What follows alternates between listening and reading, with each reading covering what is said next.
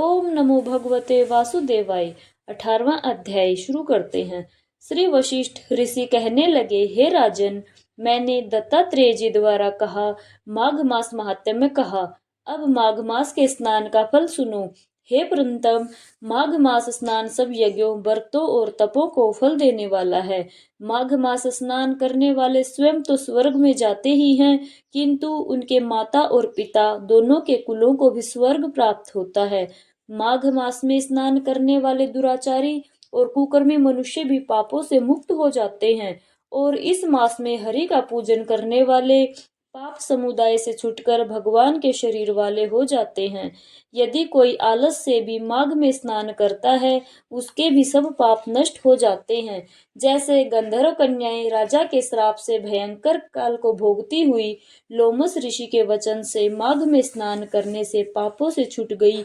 यह वार्ता सुनकर राजा दिलीप विनय से पूछने लगा कि गुरुदेव, ये कन्याएं किसकी थी? उनको कब और कैसे श्राप मिला? उनके नाम क्या थे? ऋषि के वाक्य से कैसे श्राप मुक्त हुई और उन्होंने कहाँ पर स्नान किया? आप विस्तार पूर्वक सब कथा कहिए। वशिष्ठ जी कहने लगे, हे राजा, जैसे अरणि से स्वयं अग्नि उत्पन्न होती है, वैसे ही यह कथा धर्म और संतान उत्पन्न करती है।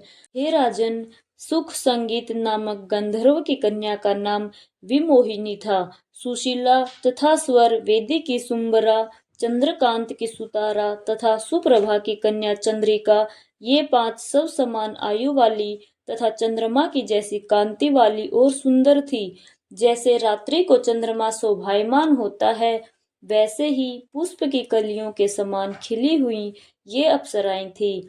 ऊंचे पयोधर वाली पद्मनी, वैशाख मास की कामिनी, यौवन दिखाती हुई नवीन पत्तों वाली लता के सदृश गोरे रंग, सोने के सदृश चमकती हुई और सोने के अलंकारों से सुशोभित सुंदर वस्त्र धारण करे हुए, अनेक प्रकार के गाने और वीणा अन्यथा बांसुरी तथा दूसरे बाजे बजाने में प्रवीण और ताल स्वर तथा नृत्य कला में निपुण थी। इस प्रकार वे कन्याएं क्रीड़ा करती हुई कुबेर के स्थान में विचरती थी। एक समय कौतुकवश माघ मास में एक वन से दूसरे वन में विचरती हुई मंदिर के पुष्प तोड़कर सरोवर पर गौरी पूजा के लिए ले गई। स्वच्छ जल के सरोवर पर स्नान करके वस्त्र धारण कर मौन हो बालू मिट्टी की घड़ी बनाकर चंदन कपूर कुमकुम और सुंदर कमलों से उपचार सहित पूजन करके ये 5 कन्याएं ताल नृत्य करने लगी। फिर ऊंचे गांधार स्वर में सुंदर गीत गाने लगी। जब ये कन्याएं गाने और नाचने में लीन थी, तो उस अछोद नामक उत्तम तीर्थ में वेद निधि नाम के मुनि के पुत्र अग्निप ऋषि स्नान को गए। वह युवा ऋषि सुंदर मुख, कमल सदृश नयन, विशाल छाती, सुंदर भुजाओं वाला दूसरे कामदेव के समान था। शिखा सहित दंड लिए, मृग चर्म ओढ़े, यज्ञोपवीत धारण किए हुए था। उसको देखकर 5 कन्याएं मुग्ध हो गई और उसका रूप एवं यौवन देखकर कामदेव से पीड़ित हो देखो देखो ऐसा कहती हुई उस ब्राह्मण के चित्त में कामदेव का कर उत्पन्न करने लगी और आपस में विचार करने लगी कि यह कौन है। रति रहित होने से कामदेव नहीं, एक होने से अश्वनी कुमार नहीं, यह कोई गंधर्व या किन्नर या कामरूप धारण कर कोई सिद्ध या किसी ऋषि का श्रेष्ठ पुत्र था। मनुष्य है, कोई भी हो, ब्रह्मा जी ने इसको हमारे लिए बनाया है। जैसे पूर्व कर्म के प्रभाव से संपत्ति प्राप्त होती है, वैसे ही गौरी जी ने हम कुमारियों के लिए श्रेष्ठ वर दिया है, और आपस में यह तुम्हारा वर है, यह मेरा, अथवा सबका, ऐसा कहने लगी।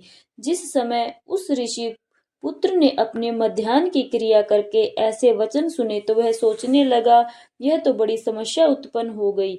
ब्रह्मा विष्णु महेश आदि देवता तथा बड़े योगेश्वर भी स्त्रियों के भ्रम जाल में मोहित हो गए हैं। इनके तीक्ष्ण बाणों से किसका मन रूपी हिरण घायल नहीं हो सकता। जब तक नीति और बुद्धि रहती है, तब तक पाप से भय रहता है। जब तक पाप की गंभीरता रहती है, यम विधि का पालन होता है, तब तक मनुष्य स्त्रियों के काम रूपी बाणों से बिंधा नहीं जाता। ये मुझे उन्मत्त और मुग्ध कर रही हैं।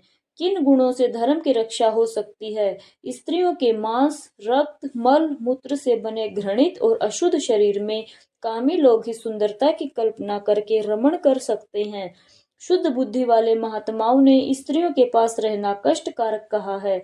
सो जब तक यह पास आवे घर चलना चाहिए। अतः जब तक वह उसके पास आई, वह योग बल से अंतर्ध्यान हो गया।